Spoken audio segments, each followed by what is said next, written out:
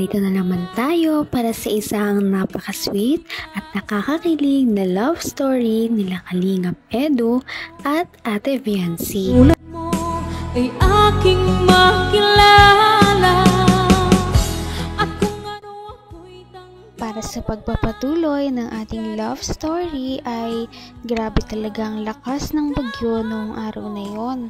Kaya panigurado ay baha na naman sa bahay nila Ate Viancy.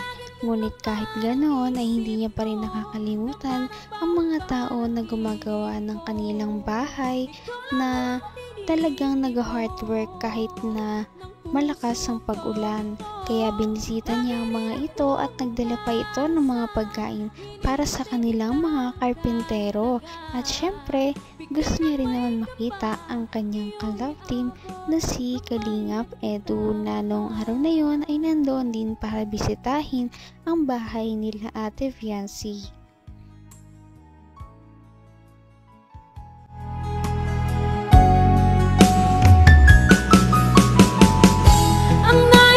Yan.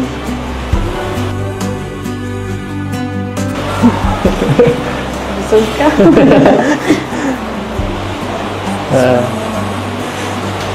Naistan ka. Naistan.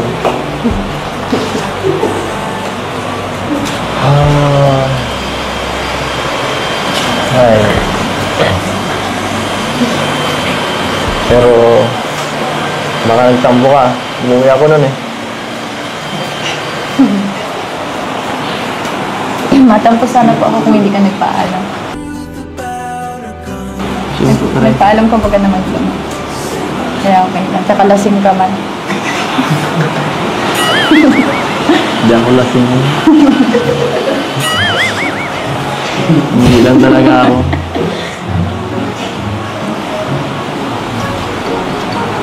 Siyempre, makapagpanay sweet, maumay ka agad, no? Pangit yung palaging sweet eh. Pangit yun. Minsan sweet, minsan masungit, minsan pabebe.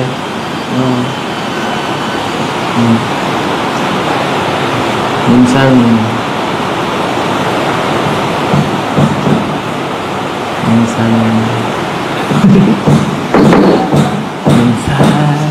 sa'yo. Uy.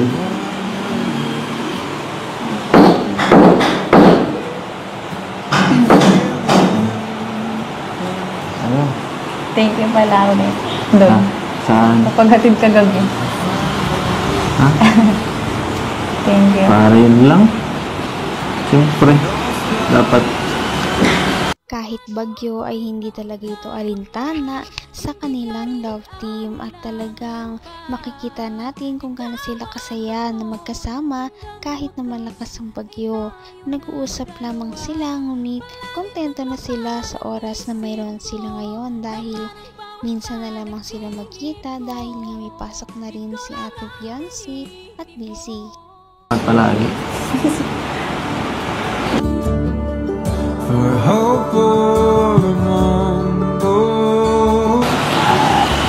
Masaya naman ako eh. Masaya ako pag nahatid ka. Kulang pa nga eh. Gusto ko mga 2 hours eh. 2 hours biyahe. Balikan. Dapat po pala din nagpabahay sa Mayano. Sa Taro. Para mas matagal. Mas matagal na samahan, di ba?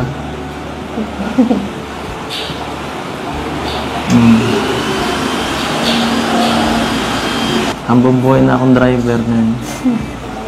Gusto drive. Sabi mo, boss ako. Pero ikaw naman nasusunod eh.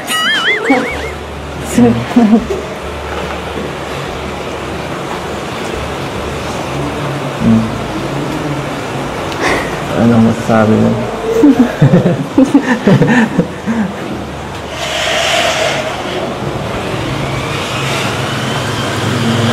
Ay. Ganda naman dito sa kwarto niyo, no? Nakaka-relax dito. Siguro lalo na pag natapos na to, sobrang ganda nito pag may ano na, kompleto na lahat. Yun po, siguro. Ang ganda na nga Gusto po. ko Hindi tumambay natapos. dyan. Gusto ko tumambay dyan.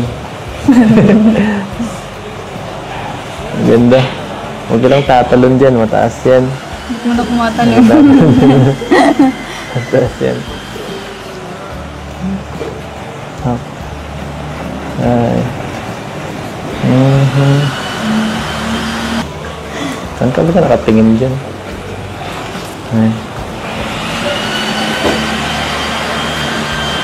Kaya-hiya ka. Bahala ka. Marami din ang excited sa paglipat nila Ate Biancy dahil kung makakalipat siya, ibig sabihin ay mas malapit na siya sa bahay nila Kalingap Edu.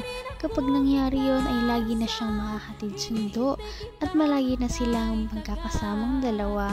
Kaya excited na si Kalingap Edu na magawa ang bahay. Kita mahal. Uy!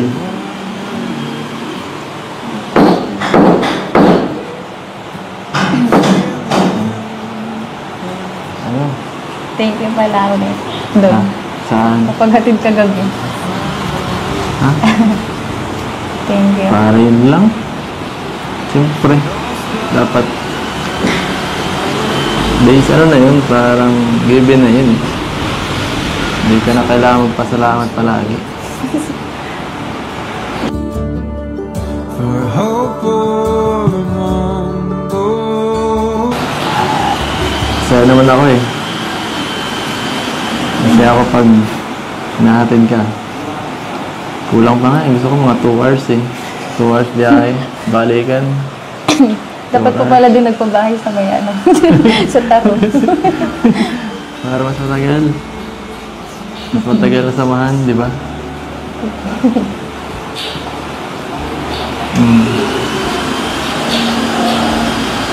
Hambang buhay na akong driver na yun. Hindi sa drive. Sabi mo, boss ako. Pero ikaw naman nasusunod eh.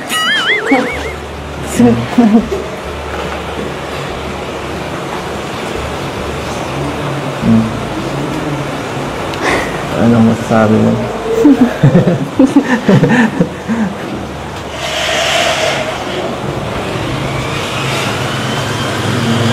Ay. Ganda naman dito sa kwarto niyo, no? Nakaka-relax dito. Siguro lalo na pag matapos na to, sobrang ganda nito pag may ano na, kompleto na lahat. Yun po, siguro. Ang ganda na nga Gusto po. ko Hindi tumambay natapos. dyan. Gusto ko tumambay dyan. Ang ganda. Huwag ka lang tatalon dyan, mataas yan. Sobrang layo na nga ng narating ng EDSI Love Team. At kahit gano'n yun kalayo, hindi yun makakalimutan ni Ate Biancy. Kaya palagi talaga siya nagpapasalamat kay Kalingap Edu. Halos kada vlog nga ay lagi niyang pinapasalamatan nito sa mga nangyari at inidulot nito sa kanyang buhay. Kaya makikita natin kung gaano talaga kahalaga si Kalingap Edu sa buhay ni Ate Biancy. Abot kamay na kita. Thank you. Para yun lang. Siyempre. Dapat. Days ano na yun, parang given na yun. Hindi ka na kailangan magpasalamat palagi. For hope for a mundo. Saya naman ako eh. Kasi ako pag hinahatid ka, kulang pa nga eh. Gusto ko mga 2 hours eh.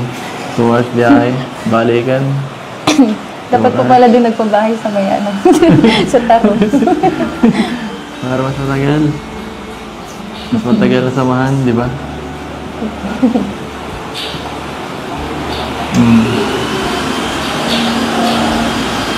Hambang buhay na akong driver na yun. Hindi sa drive. Sabi mo, boss ako. Pero ikaw naman nasusunod eh.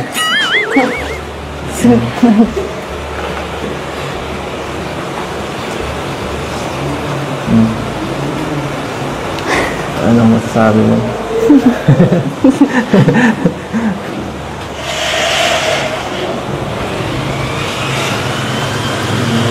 Ay.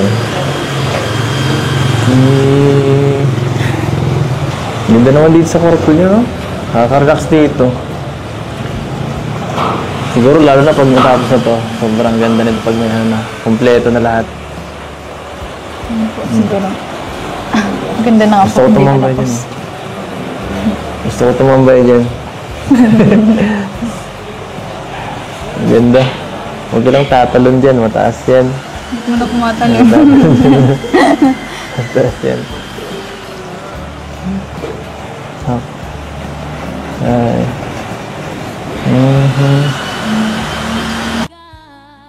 Ito na talagang lahat sa nalalapit na paglipat ng bahay ni Ate Fiancé.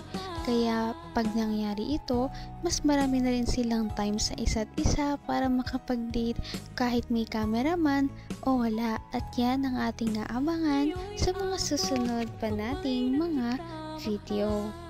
Abangan pa natin ang mga kilig moments nila. Napaka-sweet talaga nila at napakabait ng tambalang ito kaya maraming sumusuporta. Kaya naman sana ipatuloy natin silang suportahan at mahalin si Fiancé, si Kalingap Edu at ang Kalingap team. Yun lamang at maraming salamat sa panonood. Abangan natin kung magkakatuluyan ba talaga si Kalingap Edu at Fiancé. Hanggang sa muli! Bye! Ngayon'y abot